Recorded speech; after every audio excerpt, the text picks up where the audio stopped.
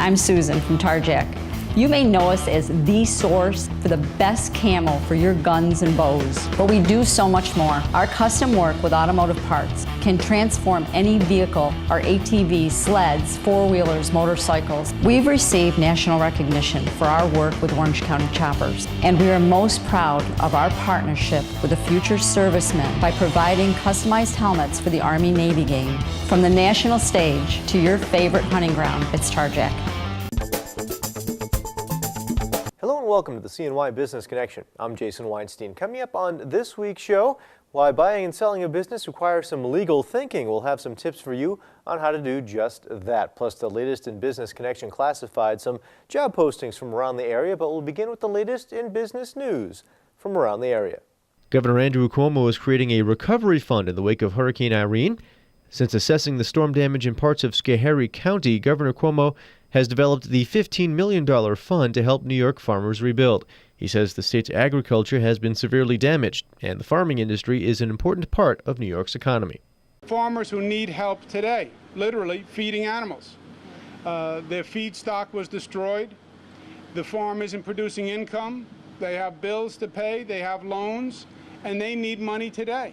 Officials estimate more than 100,000 acres of farmland has been destroyed due to the storm.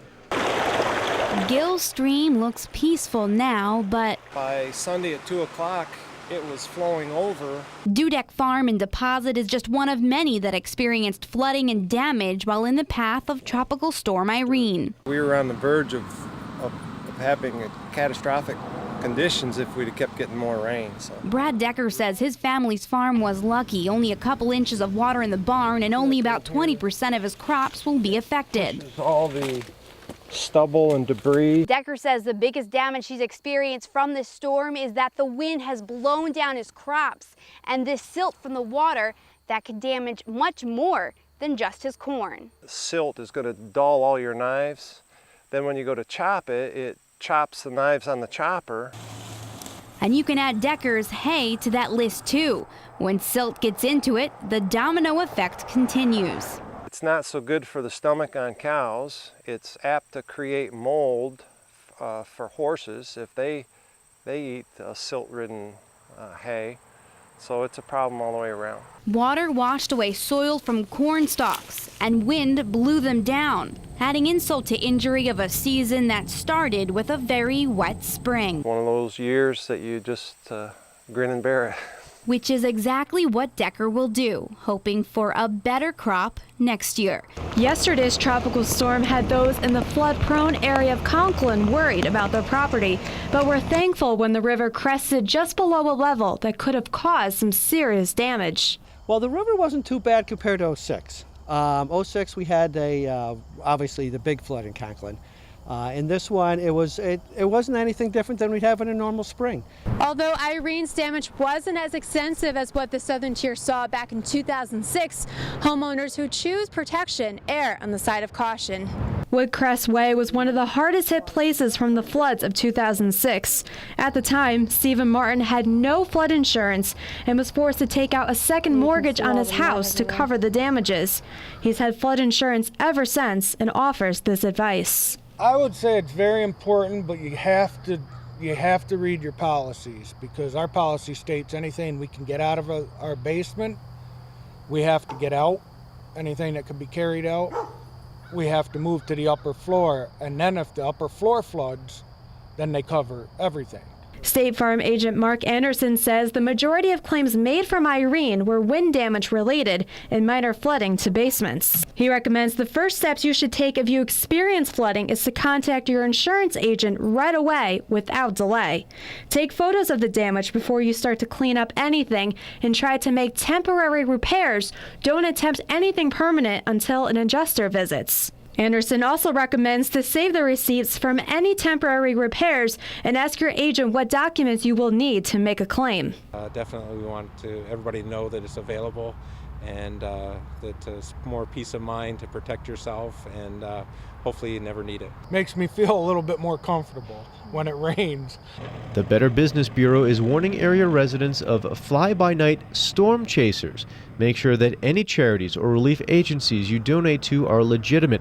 Scam artists may also offer dubious repair and relief deals that could end up costing homeowners thousands of dollars and cause a lot of heartache. To check out contractors, charities, and other businesses, look up the Better Business Bureau on the web. It's an easy website to remember, bbb.org.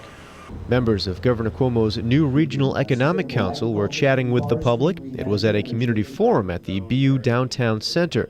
Representatives of SUNY Best, an organization within BU, and citizens presented ideas. They discussed green energy, hydrofracking, and business development. The public would have an opportunity to come in and speak to the regional council representatives, and the regional council representatives would be able to give them an update on where we are. The regional councils, including this one that met in Binghamton, have until November 14th to come up with a plan for economic development. It then goes on to the governor for his approval or rejection. Maine's Paper and Food Service introduced a new interactive website where consumers can take a quiz to see just how clean their kitchen is, and just in time to start off National Food Safety Month. Also featured are helpful hints for people to stay healthy. But we felt compelled to do it, to bring our expertise to the home consumer to help them prevent getting ill. To access the website, you can go to www.keepingitclean.com. We hope you enjoyed that. Time now for a look at Business Connection Classifieds, a look at the latest job postings from around the area.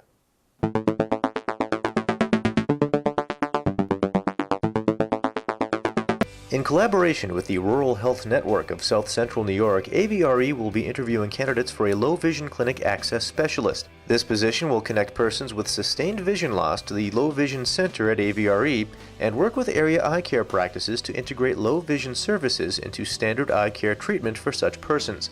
They will also build bridges with the eye care community, facilitate referrals, and create patient awareness and demand through educating collateral professionals and eye care office staff, direct-to-consumer presentations, and related activities.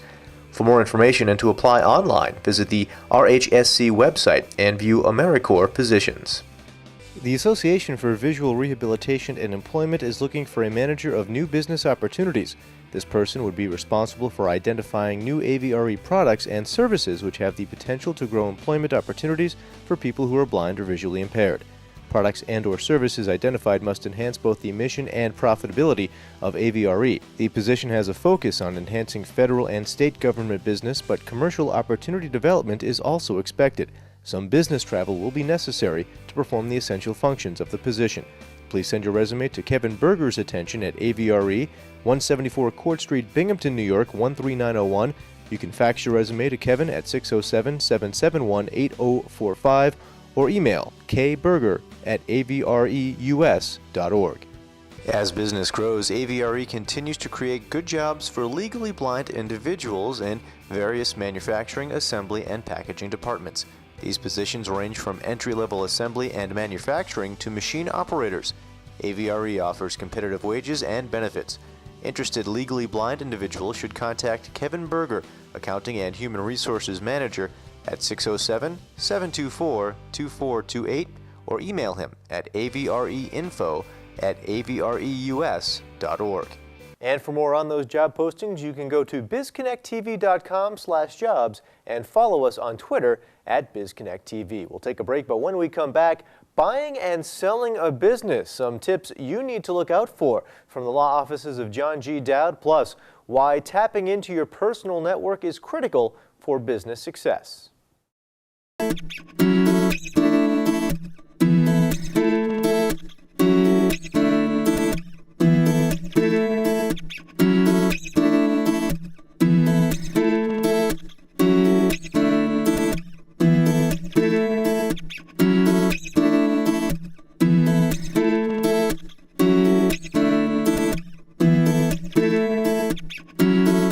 I'm Norm Poltenson. I've published the Central New York Business Journal for 25 years. Our success is based on the fact that we know only one audience, owners and managers of businesses in Central New York. We publish stories for them, we don't offer sound bites, and we always source our information. Maybe technology's changed since I started publishing 25 years ago, but not our mission. You can always rely on the Central New York Business Journal providing your business news. Make your company's job opportunities stand out and get seen. The Binghamton Business Connection and BizConnectTV.com have created the area's first video job posting service. Don't hope a few words of text will get you the local candidates you want. Get your opportunities seen on the Binghamton Business Connection TV show and BizConnectTV.com/jobs. For an inexpensive multimedia and visual way to showcase your job openings, call 239-0199, email bizconnecttv@gmail.com, and watch the Binghamton Business Connection on My 8. Welcome back. Buying or selling a business can provide terrific opportunity, but also some pitfalls. What do you need to look out for? Here are some tips from the law offices of John G. Dowd. Hello, I'm John Dowd with the law offices of John G. Dowd, and we're here today to talk about buying and selling a business. There are a number of ways you can structure the transaction. You can do it as an asset purchase agreement. If it's a corporation, you can buy the stock of that entity. If it's a limited liability company, you could buy the membership of the LLC. Other options are to do a like-kind exchange.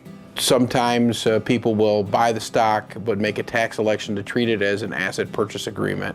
And there are several tax advantages to doing it in that manner. Tax implications require a good tax lawyer, CPA, or both. Surprisingly, if you model the sale of the business multiple ways as a potential buyer, one model usually jumps out as the best for both buyer and seller. Purchase price negotiations can be resolved in numerous ways. If the parties are far apart, perhaps an earn-out is the answer. A buyer does not want to buy a pig in a poke, so if you base the purchase price on the post-closing earnings, that's a way for both the buyer and seller to meet their expectations. Allocation of purchase price can make or break a deal. The components typically are goodwill, covenants not to compete, consulting agreements, or employment agreements. If the buyer is a group of individuals, they will need to have a shareholder agreement, a buy-sell agreement, or an operating agreement that covers the ownership and owner departure issues. A few things that buyers don't typically think about are checking the workers' compensation rates and the unemployment insurance benefit rating of the target business. Pension liability issues is another hot button. Prepaid services that need to be fulfilled or you may lose the contract or the client are another issue. Employee sick leave, vacation time, credit for years of service are all items that have to be taken into consideration when you get into the details of buying a business. Remember, the more you plan, the more you save. The more you save, the more you keep. Thank you for watching this tip of the week from the offices of John Dowd.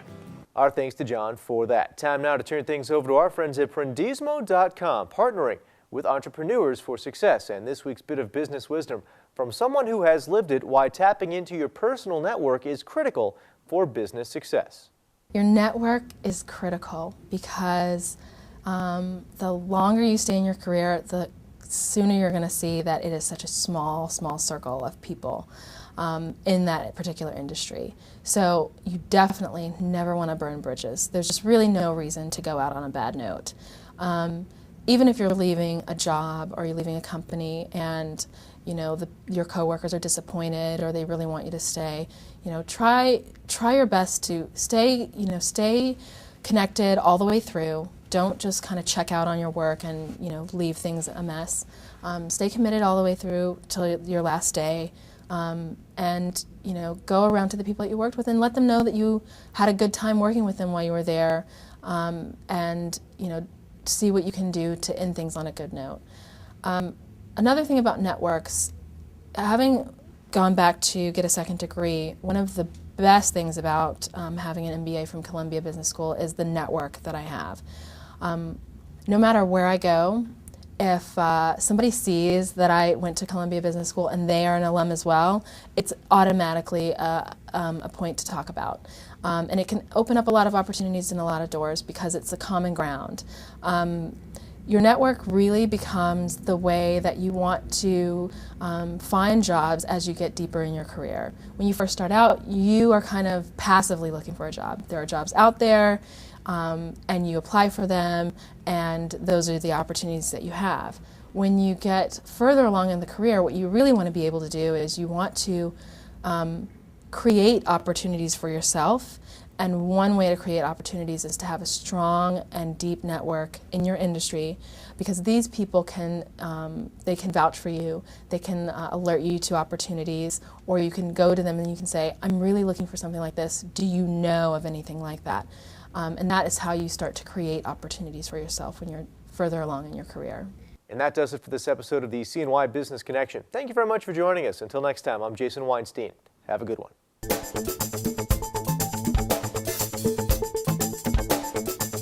Make your company's job opportunities stand out and get seen. The Binghamton Business Connection and BizConnectTV.com have created the area's first video job posting service. Don't hope a few words of text will get you the local candidates you want. Get your opportunities seen on the Binghamton Business Connection TV show and BizConnectTV.com/jobs. For an inexpensive multimedia and visual way to showcase your job openings, call 239-0199, email bizconnecttv@gmail.com, and watch the Binghamton Business Connection on My 8.